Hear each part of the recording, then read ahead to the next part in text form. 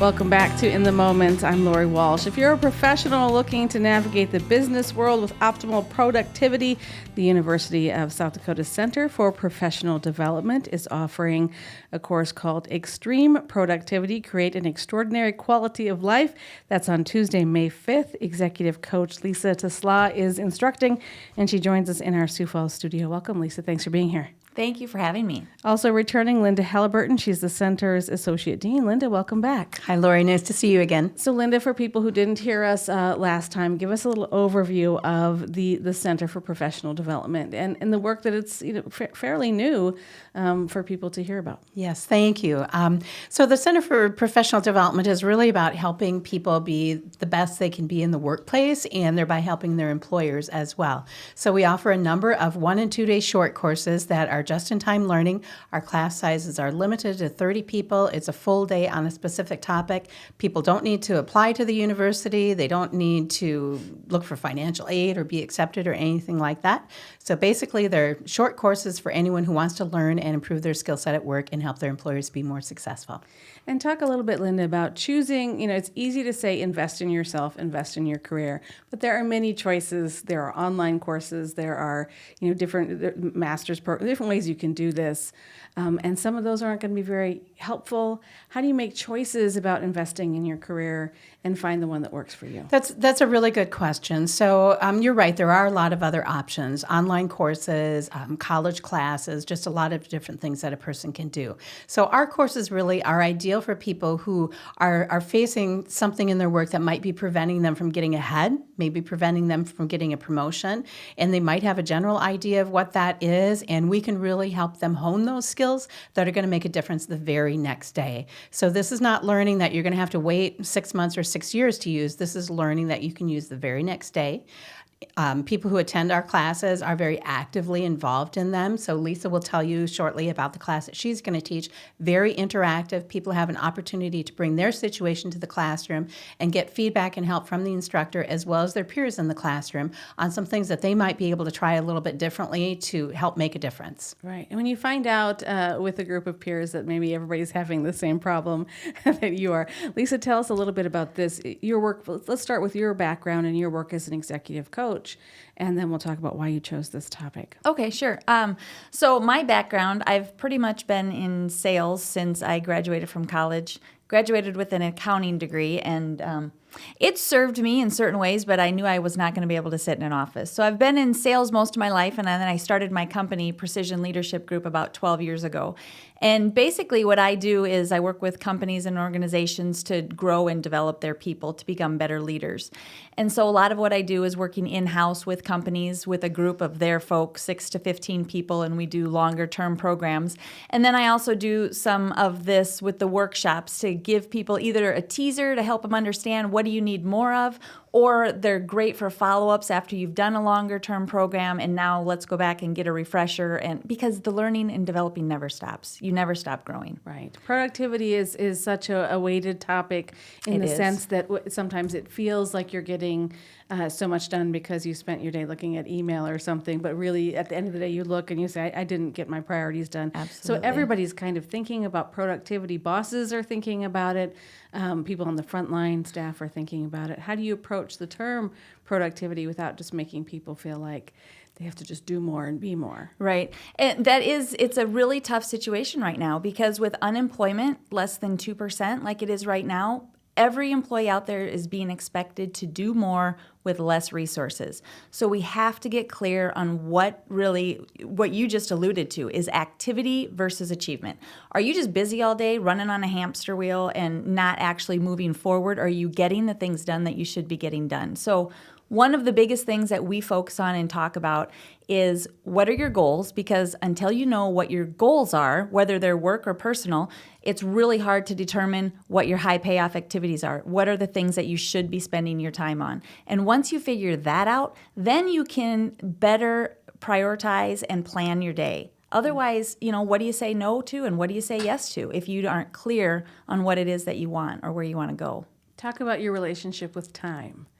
Just the notion of, I mean, how Yeah. many times I sit down to start preparing for a segment or something, and I look up and, it feels good to be in that spot of flow, but then I realize I've spent 45 minutes preparing for one thing and I still have 5 more, things to prepare for by 11 o'clock. So talk a little bit about time and the sort of the tricks that it can play on all of us. Right. And a couple things that come to mind right away there is we talk a lot about the buzzword of time management. Sure. And we all know we all have the exact same 24 hours in a day.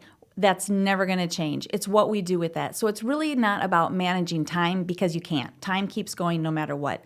It's about becoming a really good personal manager and managing yourself. And to do that, we need processes. We need scheduling. We need things to help us do that because willpower is never enough.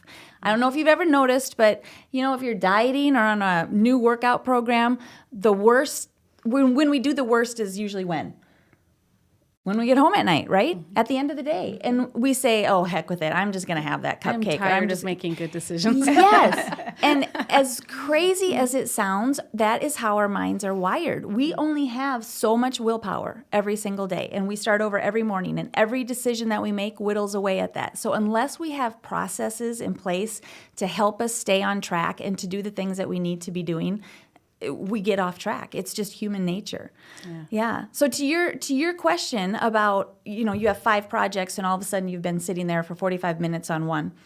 One trick that I love is when you have things like that, we tend to fill the time allowed to get something done. So if you sit down and you have 5 projects and you say, well, I've got to get these done today, you'll probably take all day long to get them all done. Whereas if you say, I'm going to spend 30 focused minutes on each project and set a timer, and when that timer goes off, it is amazing what your brain will do when it knows it has a deadline. Yeah.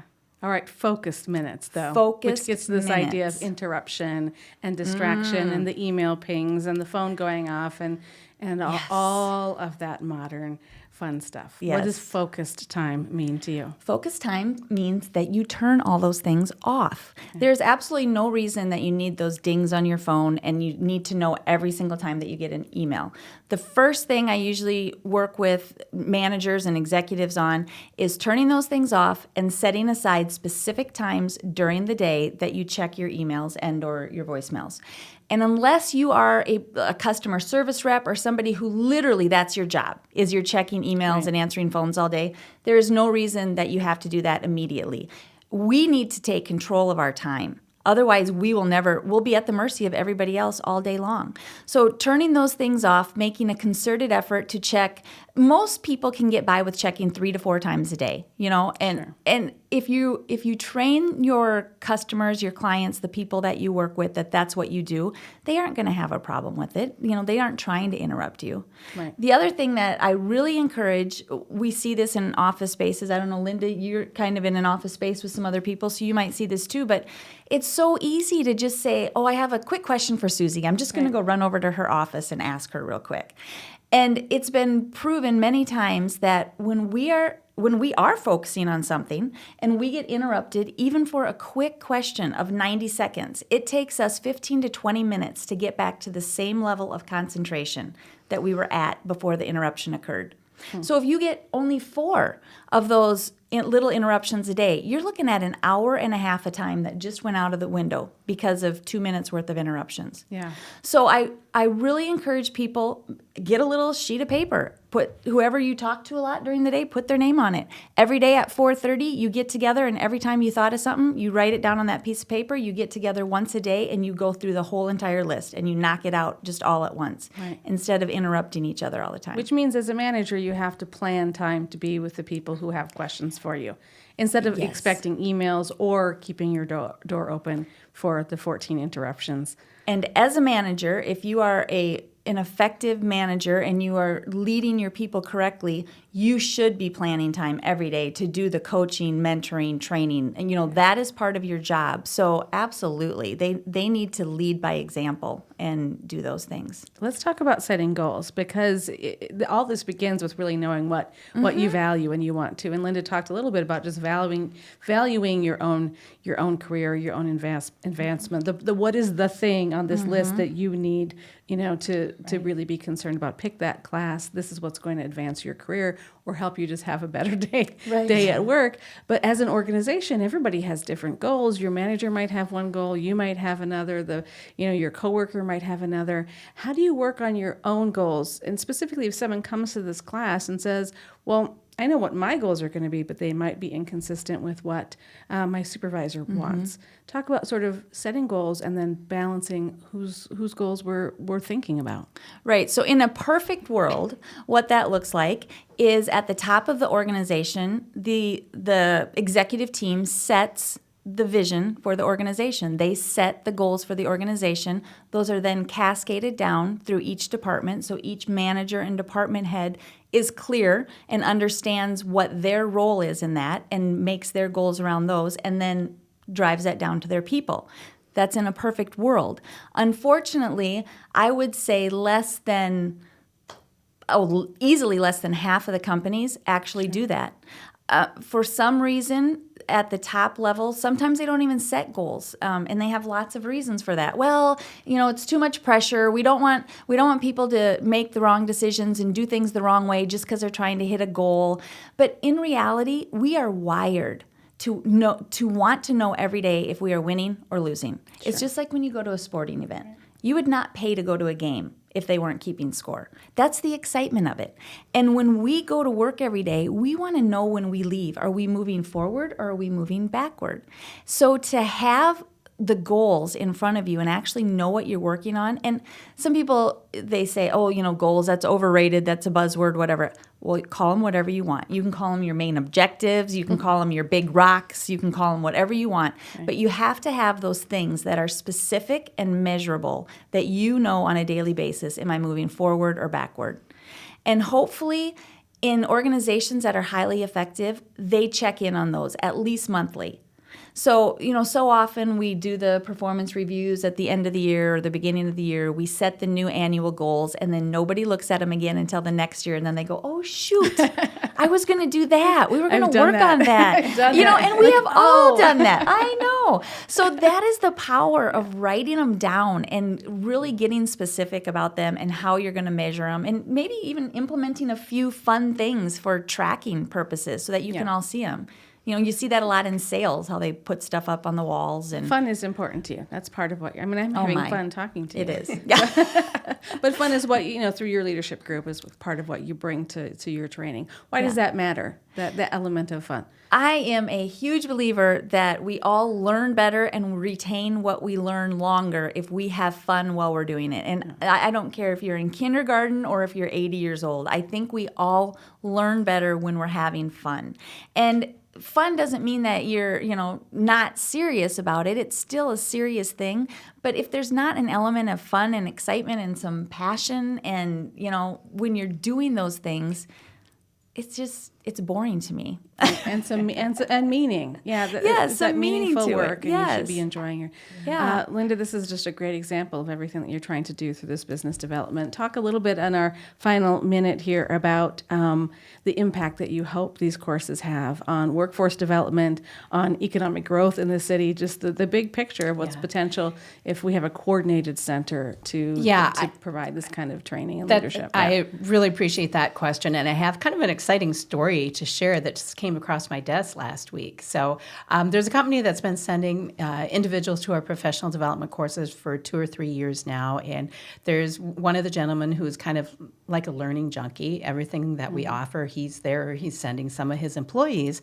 And I reached out to him and said, we haven't seen any enrollments from you yet. What's going on? And he says, well, thanks to the work that you're doing, we are now instituting a company policy so that every employee has access and funding for professional development. Nice. So as we think about how we really want to raise the bar with learning and development in our community, that company, which is not in an industry that you would think, it's an HVAC company, so that company is raising the bar for their employees, their company, and their industry.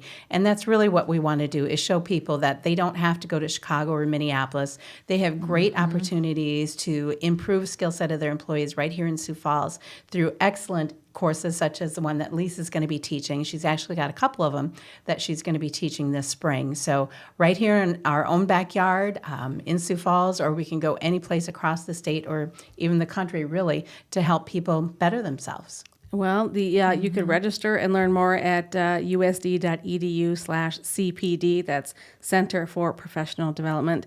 Lisa and Linda, thank you so much for being here. I really appreciate your time. Thanks for Thank the you. opportunity.